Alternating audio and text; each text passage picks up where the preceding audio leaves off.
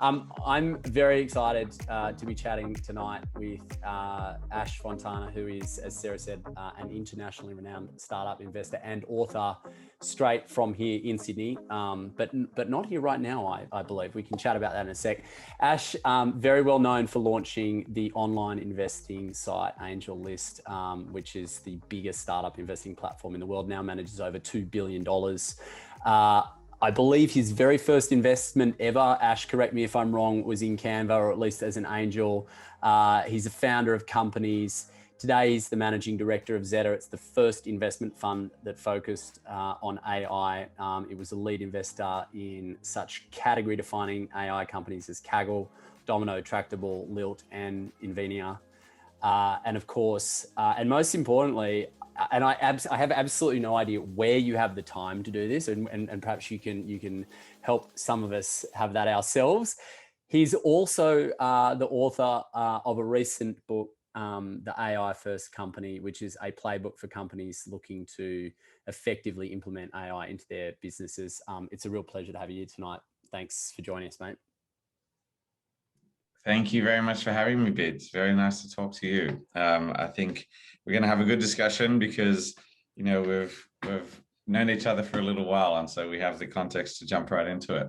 That's true. That is exactly right. And look, what I think would be a great place to start in this conversation is just to give people a little bit of, context, about your background and how you got to be where you are today. I mean, you're part of a storied cohort of Australians that have gone and made their mark on international business, but you do come from a family of business builders here in Australia, and you started your career with Macquarie. What is it that made you embark on this very, very different path, 10 years ago? Yeah, look, I think a big part of it was growing up around family members that were starting their own businesses. My mum, my dad, all of my grandparents, and my brother and I all separately started little businesses. These weren't big things necessarily. And I think there's something about that made me have a very different tolerance for the risk of starting a business, because they were doing that and there was still bread on the table and it was fine. Even when the businesses were just getting started and not doing so well and whatnot, it was still fine. Like, my brother and I were still able to eat and go to school and do all those things. And so I just never really saw the whole idea of starting a business is like that risky. It can't be that bad. And in fact, what I did see is I always thought that working for someone else was more risky because you're always at their whim. And I think that just led me to have a very different risk tolerance. And I just kept starting things. I just sort of, I lasted like 1.5 years at Macquarie, then started a business in New York. And then we sold that, and I lasted 6 months at the acquirer, and then joined AngelList when there were 5 of us. And then once we were doing really, really well, I had lots of things I wanted to do there, but then I got to know my partner, Mark, at Zetta, and we got Zetta off the ground. And so I just sort of kept trying to start new things as I saw the opportunities in front of me.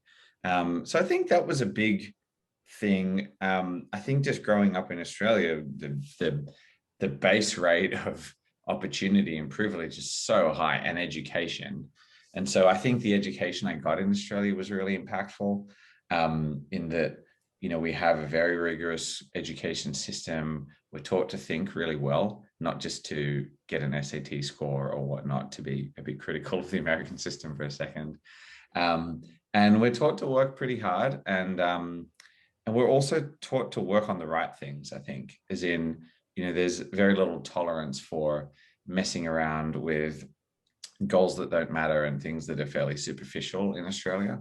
And so I think that helps you sort of have the right attitude to work. But I could go on, but there is a lot about Australia that I think has influenced me and led me to where I am today. I want to come back to that at some point, because I think it obviously is going to be interesting to our audience. But like you, so, you know, most people here won't know, but I have been reading your book over the last couple of days. And in fact, I probably shouldn't admit this in a public forum. Actually, you know, many people here may know that I studied history. I was a Dutch colonial historian, and I say very publicly that I never read business books. However, this genuinely is a really interesting book, and I'm in awe. Like, it is a very, very impressive piece of writing. And today I bailed out of 2 meetings to spend time reading it, because I was finding it incredibly engaging. And you say at one point in the beginning, you know, that like this, that moving into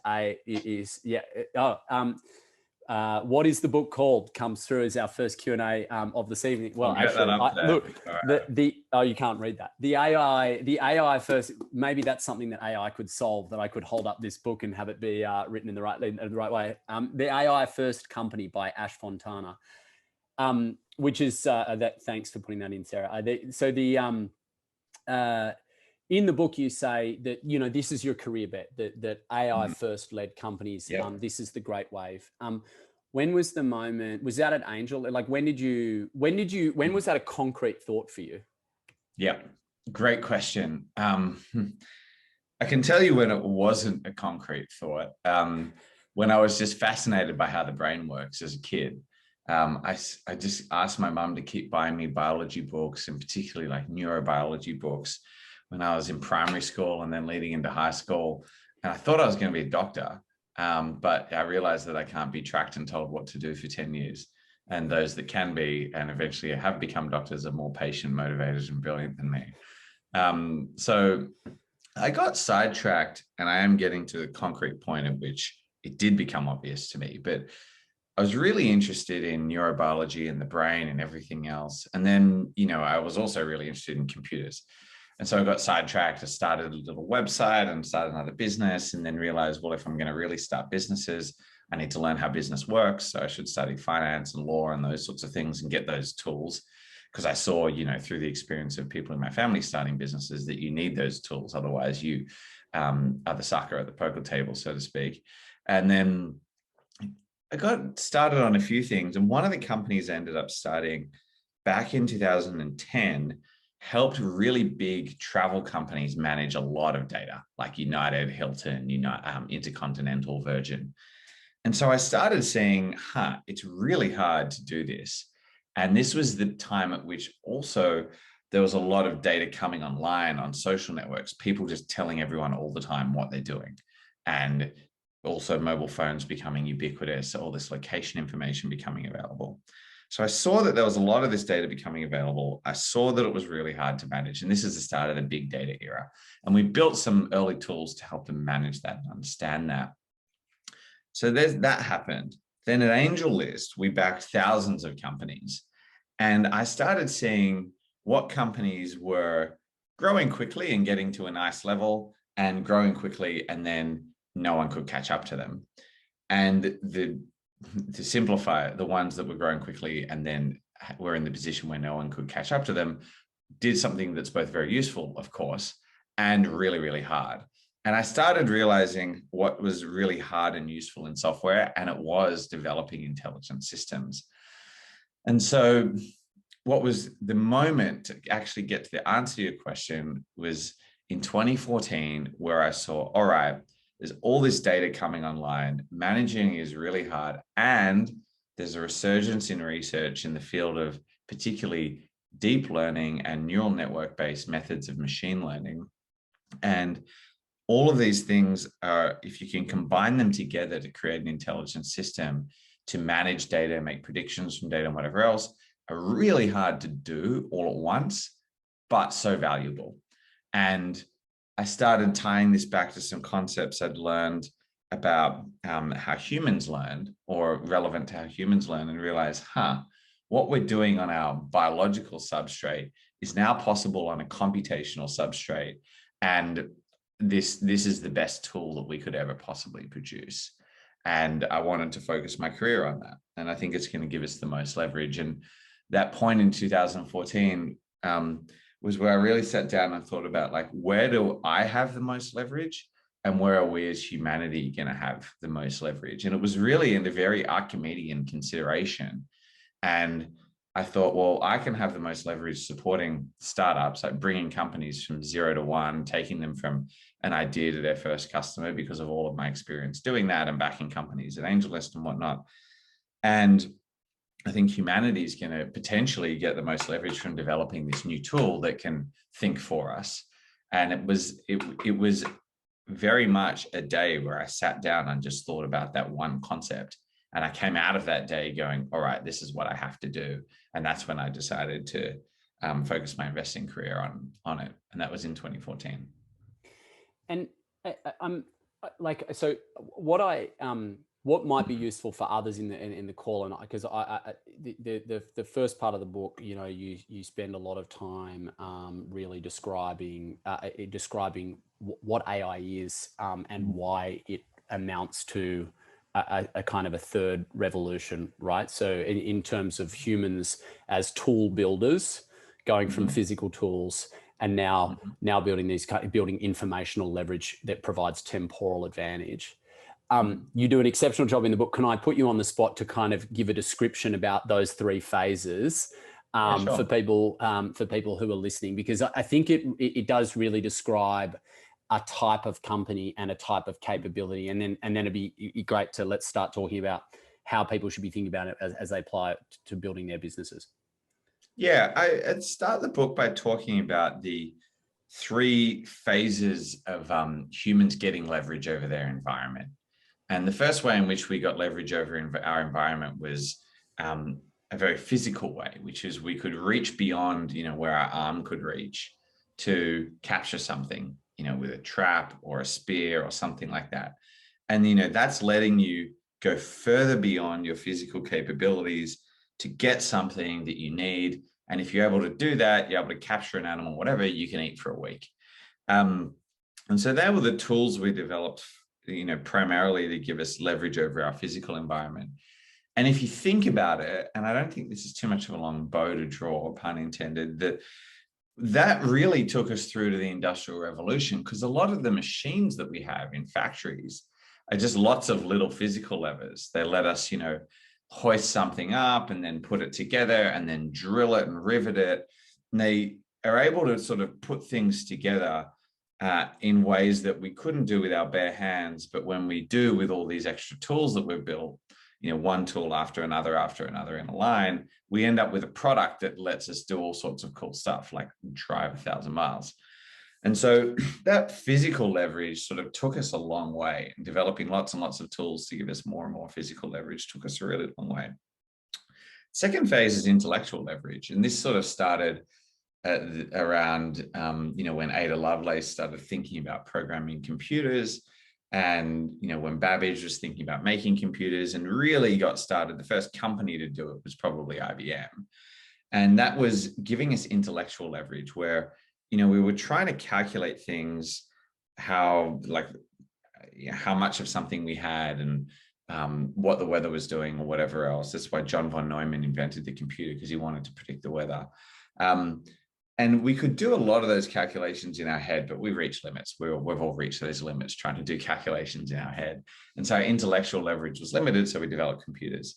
And that also took us really far. You know, covers less time of, you know, humanity, or less of humanity's existence with respect to time, but, you know, it took us really far over the last century in particular.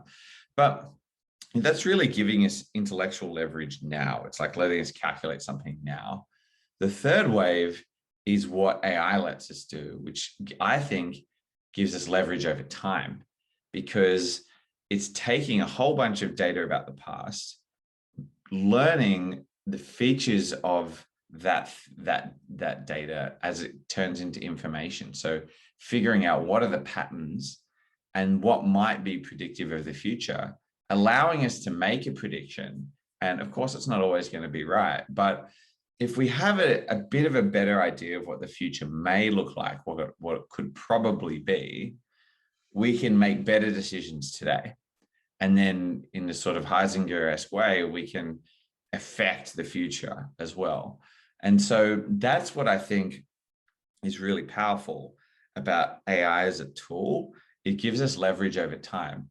And again, it's not letting us bring the future forward in a very direct sense, but it's letting us make a decision today that might mean we have a different future. So to bring it down to a really practical example, if you can predict the yield on your crop with some degree of accuracy, you can then finance your crop differently. If you can finance your crop differently, you can get cash today to feed your family with the promise of paying it back tomorrow. And that allows your family to then go and do other things. It allows your kids to go to school. It allows them to learn things, and then blah, blah, blah. Like, you can't do that, any of that, if you have no idea if you're going to have a crop this season, because you won't be able to get any money for it today. You have to wait until tomorrow. So that's what it lets us do, being able to make predictions and bring the future forward. It lets us make better decisions today and get leverage over time. So what you've described here are the kind of historical antecedents, right? And how this kind of moment has come to pass. And moments ago, you were kind of describing the world in 2014 and this, I remember it, like, they'd have these statements of like big data, and that was the thing at that moment. And I'm just kind of interested, professionally in that moment, and having been, the diligent student that you were growing up with an interest in the brain and interest in law and business, was this all becoming apparent, or is this, or are these kind of realizations that have come now from several years investing in this and seeing how companies are interacting and using this data? Like how has, because it's a very crisp description of what's going on, and I'm keen to know how it kind of came to when it came out. Yeah, it's funny you asked that, because it's very easy to say, oh, I knew this all along. In a sense, like a lot of ideas that are just so big and so obvious, it sort of was all there from the beginning, right? Like, if you really just focused on it back in 2012, 13, 14, it was pretty obvious that there was a lot of research coming out, like, 100 papers a month sort of thing. And it was pretty obvious that there was a lot of data being produced. There was a zettabyte of data that went across the internet for the first time in 2013.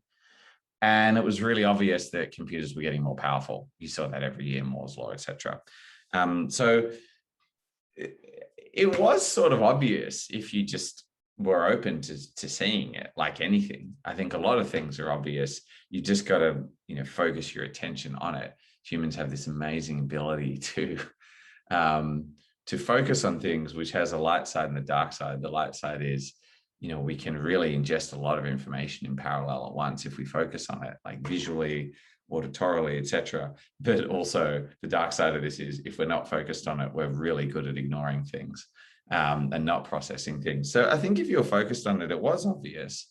The stuff that was not obvious at all, and I've only learned by practicing the craft of investing in this field, is how to actually build these companies, which is, it's one thing to build AI, it's one thing to build a little predictive model, it's one thing to see the power of that, but it's another thing to actually at scale gather a critical mass of data, process it into information, and use the machine to learn over that, then develop some sort of prediction, and then deliver that prediction in the right way, in a way where people can actually use it, in a way where it doesn't scare people.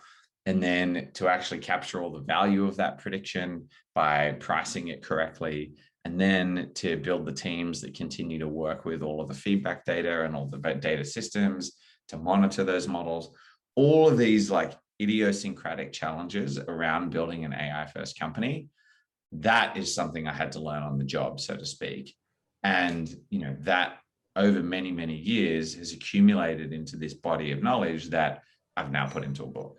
So this is great, because this is kind of exactly where I wanted to go, in the sense of like, I've sent you a couple of companies to look at in the last few months, and you have been very prescriptive with me about what it is that you want to see and what you're looking for, and I think the kind of inverse of that is put out in this book, because you've got a clear understanding of the businesses that you like and how people should set about building these businesses.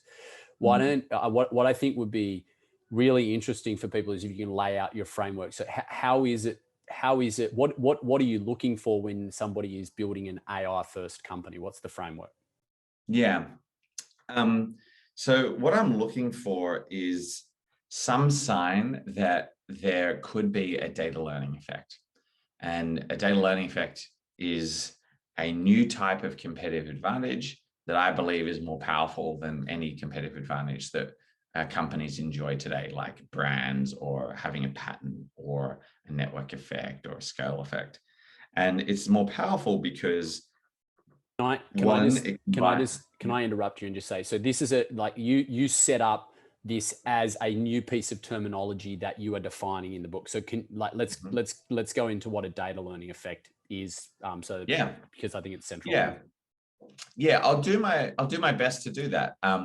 It's the case that, it's an involved concept, and if it was easy to describe in 30 seconds, I wouldn't have written a book about it. I would have just, written a blog post or something silly like that. And I just say that to say that in the book, I'll do my best now, but in the book, there are illustrations and diagrams and tables and other ways to understand it than just listening to me talk about it. So data learning effect is the automatic compounding of information. And so it involves three things: a critical mass of data. Sometimes you need a lot, sometimes you just need a little bit, but the point is you need a certain amount of data to build one of these things. And that's raw data. Then you need the capability to turn that data into information, because ones and zeros don't really tell you anything. You've got to add context, you've got to label it, you've got to make sure it's consistent, make sure it's organized. And then you've got, for example, like a table of information, not just a bunch of data points. And that information, that table of information, think of it as like sitting in a database, can say, here's an entity, like a person, and here are all the attributes of that person. And so when you're looking at that table of information as a human, you can go, I can see all these people that are buying my product, and I can see they generally have the attribute of a certain amount of income or something like that. And so you can do a lot with just a critical mass of data and the capability to process that into information. But where the data learning effect really kicks in and automatically compounds in value is where you get a machine to learn over that information, like a self-learning system, like a machine learned system, some form of AI, to then develop a prediction. And then it develops that prediction and you accept or reject it. And then with that accept or reject, you've got new data, and then you go back to the beginning and it circles around again. And so again, it's the automatic compounding of information. That's the power. It's getting more information as you make more predictions about the future and they play out or don't play out, that then feed back and help you make better predictions next time. And it's three things. It's a scale effect, a critical mass of data. It's a learning effect, capability to process data into information. And then it's a data network effect, which is different from a network effect, which is where that data is put into some sort of network and is able to learn from each other so that you can develop those predictions. Right. So the achievement of or a data learning effect is kind of the holy grail. This is what this is what a founder is aspiring towards building in an AI first company. Yeah. Now let's talk about, well, what is so to get there, practically speaking, what's the pathway or the framework that a founder is working on in your view? What are you looking for managerially to see? Yeah, so very good question, and especially because you included that word managerially. I'm looking to see that they're allocating capital and people to building that. So allocating capital and people to getting data, getting unique data, data that is not fungible, data that you can't just get from anywhere else or replace with some other data set that's sort of like that one. Data that is hard to get, data that is has high veracity, like that it's right, you know that it represents reality. Getting a bunch of valuable data. And to my surprise, half the book ends up being about this, all the weird and wonderful ways to get data. So I'm looking to see that they're putting time and effort and money into getting data. Two, that they are putting time and effort and money into managing that well. So they have really good systems for processing high volumes of data in real time, for organizing that data, for labeling that data, for making sure that data stays at a high level of quality, that they're not ingesting bogus data and then letting that go straight through to their models or their dashboards. And then thirdly, that they're building systems, putting time, effort, and people into building systems that learn over that data. So machine learning systems, they're hiring the right people, they're doing the right experiments and whatnot. So that's, you know, from a managerial sense, what I'm looking for. You know, how do I tell if that's happening? You know, have ways to assess data, assess the value of data. Is it unique? Is it valuable? And I've got all those checklists in the book. And then I look at the experiments they're running, even if they're very small scale, very early stage experiments.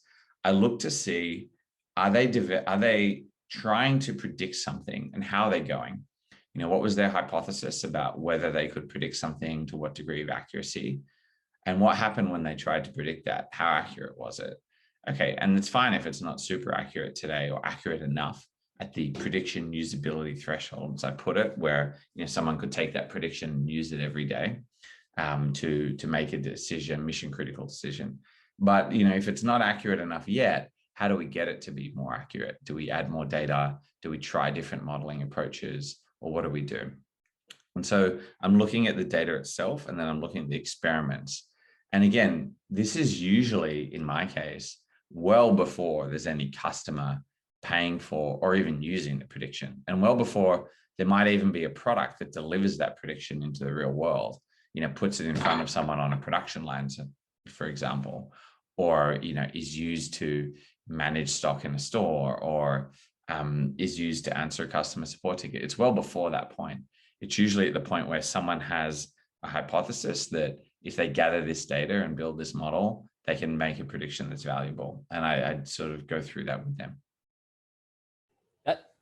Okay, wow.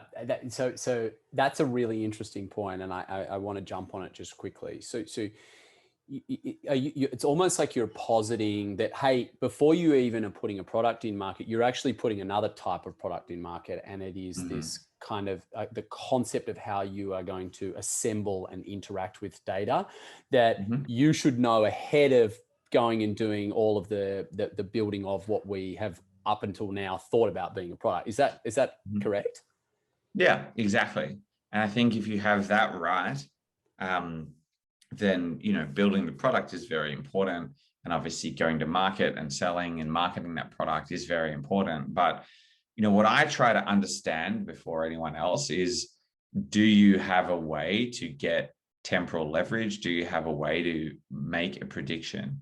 And, you know, you can only tell that by trying. And these experiments are not expensive to run. Like, some of these experiments are basically free to run on your own laptop, but some of them are more expensive because you might have to go get an initial data set and spend, you know, a bit of time and money doing that. But yes, I want to know that before anyone else, because one, that's what I know how to do. And therefore I can invest in a company before other investors realize that that's possible, because I can realize it's possible first. So that's from the investing side. But also in terms of how I help founders, you know, I can help people at that point get more data, hire the right machine learning people, and turn those predictions into products and implement those predictions in the real world in the right way.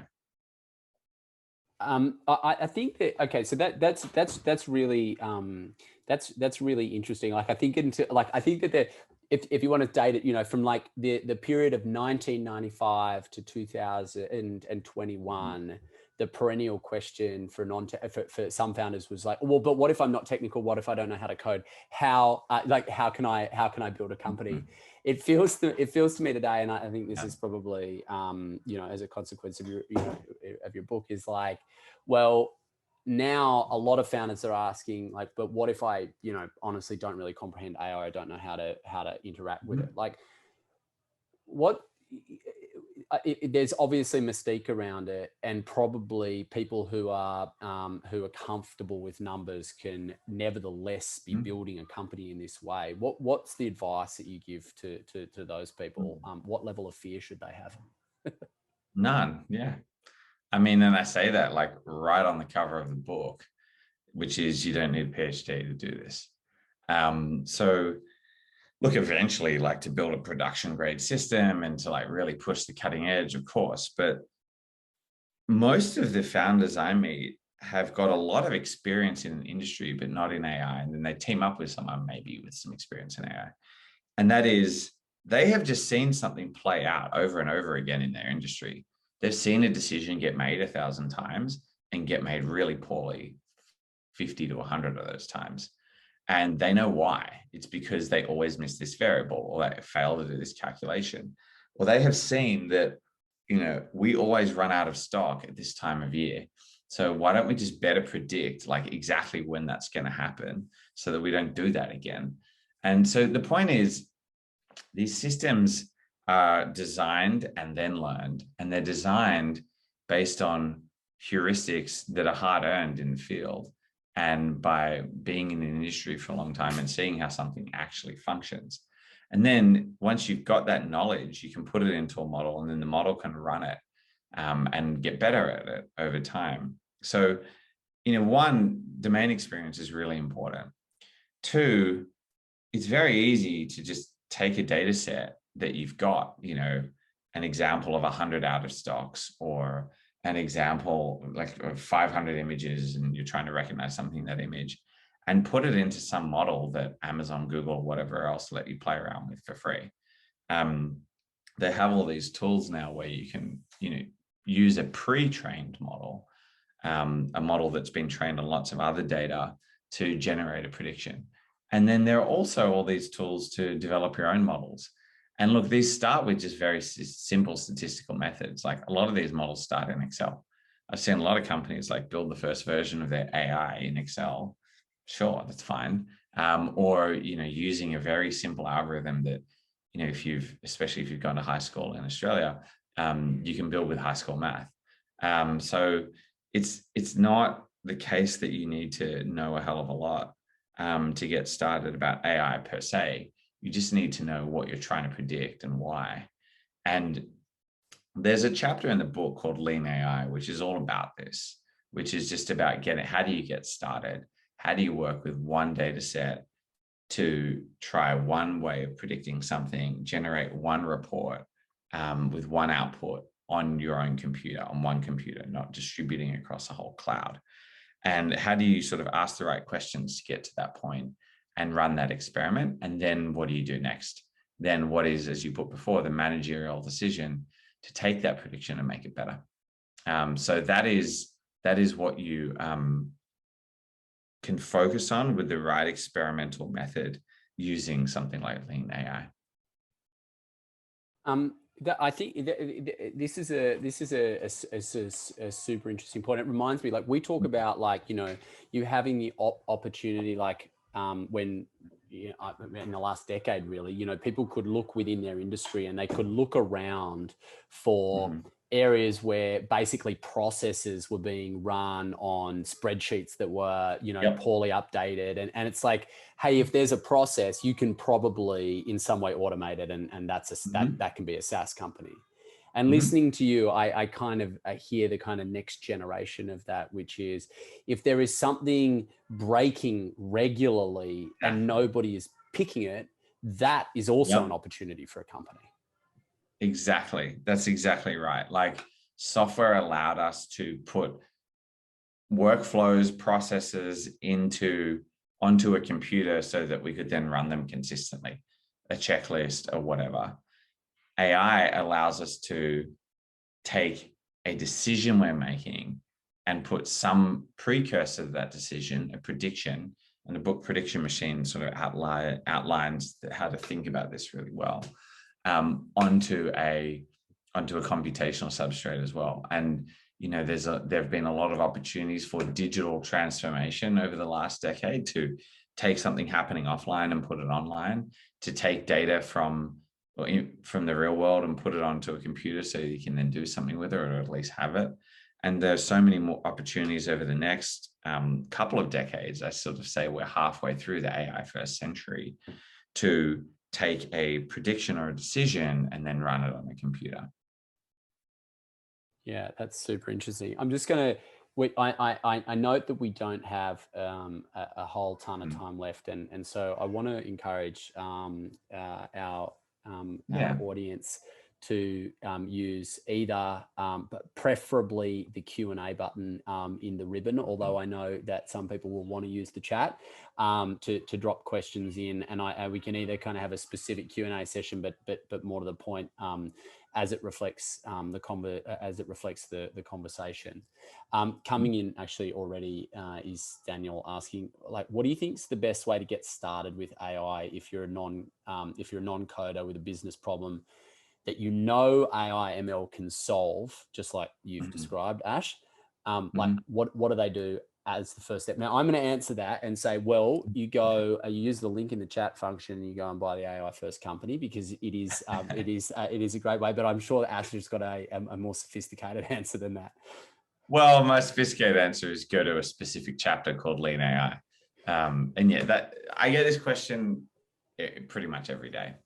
And so that's why I just decided, all right, I've got to like actually consolidate the answer into a methodology and put that methodology into a book so people can access it. And so that's what I did with this Lean AI thing. And I think, again, it's about sort of like Lean Startup, just figuring out the right questions to ask so you really narrow in on something. And the way you really get started is just being ultra clear. Get started in a productive way is being ultra clear about the prediction you think is valuable. And obviously the keywords there being prediction and valuable. And being ultra clear about understanding from potential customers or just from your own experience and reflecting on your own experience, what would be just so good to know ahead of time. And is it that, it'd be really good to know what's going to be in trend this season in apparel? Or would it be really good to know when something goes out of stock? Another example I used before. Or would it be really good to know, does this image of someone's teeth have a cavity in it? What would be really, really good to know before we can see it as humans, or quicker than we can see it as humans, or more reliably than we can see it as humans? And that's a question you can resolve or get an answer to without doing any programming or gathering any data. So that's the first thing. And once you're ultra, ultra clear on that question, and this is obviously a question of degree, if you're very, very clear on it, then knowing what data you need to get to make that prediction, and then trying out a few methods and whatnot, that's sort of the easy part, really. It's like everything in business. It's, the hard thing is just focusing on the right problem and actually focusing on it. The execution of it is all pretty straightforward. Like, again, there's so many data sets out there. There's so many ways to get them. There are playbooks like this one that just outline how to do that. There's so many resources available. Like, we're at a time where you don't have to build everything from scratch. My answer to this question would be completely different 10 years ago. I would have had a lot of detailed points about, how you store data, in what database, how you move it to the next thing, how you sort of code up a neural network. Like, all of those things were very involved 10 years ago, but they don't really have to be now, because they've been abstracted away by a lot of the available technologies. And you can really just focus on the right question to ask and then go from there. Yeah, it's really interesting. It feels, being taught how to model as a management consultant was kind of interesting, because they would say, before you do anything in Excel, just what's the question that you are trying to answer with this model, and what are all the sub questions, and what data would you need to answer this? And it sounds like what you're describing here, Ash, is actually not distinct methodologically from that. And it's funny, I'm going to suspect that a lot of people who haven't themselves done anything in AI ML previously, like there's this intrinsic association between AI ML and being able to code. And what I'm Yeah. hearing from you is, hey, that's not a true thing, and people shouldn't. There doesn't need to be this kind of this fear about engaging with it, even if you're not, even if you don't know how to program. Yeah. James Wan, I know where the answer on this is going to go, but I'm going to ask it. You know, is asking what would be the valuation range of a lean AI startup, i.e., hypothesis only, small data set, simple trained model that has one output, no product, no customer. Yeah. Have a shot at that. I mean, this answer wants a dollar figure, and that's just sort of an absurd way to answer the question. However, I'll give you a framework for it. It's like valuing any company. Again, this is not that different from normal business. This is all business. An AI first company is not that different from any company in many ways, but it is incredibly different in one way. And that is its ability to develop a data learning effect. And so therefore the valuation methodology for an AI first company is based on, like any company, what return can this generate for its customers? As in, if you're able to make this prediction for this set of customers, what are they going to pay for it? And therefore, what is your specific addressable market? And so based on the predictions you're going to make and the products you're going to build around those, how much can you charge? How many potential customers are out there? And therefore, what's your total revenue opportunity? And then apply a big discount to that, because there's so many things that can go wrong between now and capturing that opportunity. And then how will the market value your revenue? And you can look at comparables and whatnot to do that. And that gets you to an idea of evaluation, an eventual valuation of the company. And then you discount that back to today. So yeah, I do have a methodology for this. It's not different to valuing a software company. It's just that instead of valuing the revenue opportunity based on what the product can sell, based on as in the price, based on what efficiency it can get from someone by, for example, automating a workflow, which is where we started.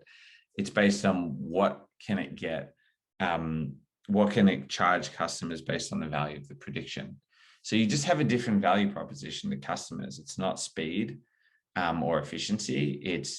It's decision making. It's quality of decision making. And you know, how do I verify that? I talk to customers about it. So that's the difference between valuing just a software company and an AI company. And the reality is at the super, super early stage, there's so many unknowns, there's so much uncertainty that they're valued sort of pretty similarly to other software companies. It may be a bit higher because the potential for competitive advantage is stronger. However, there's usually more capital required to build AI first companies. And so, you know, you have to essentially give up the same ownership to an investor that's going to invest a sufficient amount of capital to help you build the company. Ash, like I'm just going to move to Roland's question, because I think it's a I think it's a really, really interesting one, right? So Roland says that, you know, they've got lots of data of clients who've ended up purchasing their services versus clients who didn't proceed or opted out. And he's asked, you know, can you look at successful client data to understand what is potentially different in their patterns and provide insights? And the thing about this question I like really is at the end, you know, how do you know if you've got the right data to determine insights? Yeah, you got to try. So you could look at the successful client data to understand what is potentially different in their patterns. But, you know, it depends if you got enough dimensions. Like if you just know client name, opted in, out, well, no, you can't predict anything. But if you have client name, deal size, previous relationship, or like how long have they been buying or working with the product, then maybe you can predict something. And that's the point at which you've just got to try. And that's when you know. And again, this starts with your own heuristics. Like we know, I think that, because I've seen this happen 20 times, you know, a client that only uses the product for 30 days will opt out of purchasing our service, or has a 30-day trial. Whereas a client who has a 10-day trial actually is more or less likely to opt out, or whatever the case may be. And so you start with that. And so then you just go and get the data of trial period. And then you do a regression. I don't know, is that true? And then where this gets more complicated and more involved and also more powerful is where you do that in 10 different dimensions. So I think these 10 things are predictive of whether or not a client opts in or opts out. And so I'm going to get data on those 10 things and then label that. So all of these clients, had this trial period and this deal size and used these features of the product and had this many users using it and whatever else. And then I'm just not going to run a regression. I'm going to run some other type of model on it and see if, that was true. And so you hold out a set. This is very basic data science. Hold out a set that a lot of people will know, and you leave that out of it. And then you run the analysis on the other set and then see, all right, this is what the model thinks was going to happen. And this is what actually happened. And you see if it was accurate. So yeah, you could maybe do that. It depends what data you have. How do you know if you have the right data? Well, you just got to try and make a prediction and see if it works. Ash, I like Raveen's question of, thanking you, but in saying, are there any companies you feel best in class in this area? I'm going to make the assumption the majority of people in the audience are actually located in Australia. You've just been here. Like, what are some examples of companies that you think like fit this, are doing things that are globally interesting that you kind of came across while you were in town? If you're willing to name them. Yeah, sure. I mean, there are quite a few. A lot of them are coming out of, or a lot of research comes out of Data 61 at Cyro. So there are some good projects there. All those projects are public. I think they really do cutting edge work. And so you can check out those projects. I think Australia is strong in certain areas that are sort of tangential to AI, like quantum computing. There's a lab at University of New South Wales, and you can see their research. That's sort of tangential to AI, as in like a lot of intelligent systems would probably be way more powerful and run really well on quantum computers. Specific companies working on AI right now that are really promising. There are not a heap. It's more that within existing companies, they're starting to do some good work. So yeah, Canva, they're doing some good work to try to figure out what template you should use. Seems like a simple problem or not an important problem, but it's both hard and important in terms of getting people off to a good start in making their presentation. There are a lot of industrial companies. There's a company working on workplace safety, the main sequence back called Prescient. They're doing something interesting in terms of analyzing imagery. It's a company called Propeller that again analyzes imagery, uses computer vision to understand what's happening on a big mine or construction site. So there are a few companies in the field of computer vision. There are a few robotics companies. So I'd sort of point people in the direction of those companies, those research institutions, and so on to get an idea of what's good. In Australia, we'll say Australia is not leading the world in one of the core areas of AI, like NLP or computer vision or whatnot, but there's a lot of promise there. So the Australian Institute of Machine Learning in Adelaide, for example, is actually one of the top 3 computer vision research institutions in the world already by research publications and citations. So you can also just go on AIML's website, Australian Institute of Machine Learning website, and see what research they're producing. I mean, I think that's unbelievable, the fact that they've got to that position so quickly. So yeah, I'd point to more institutions at this stage rather than companies. Just, from the perspective of the ecosystem, right? Australia was incredibly fortunate to have obviously the forerunner of Google Maps created here, and then Atlassian, and those 2 companies alone have driven the formation of the software and the tech ecosystem down here.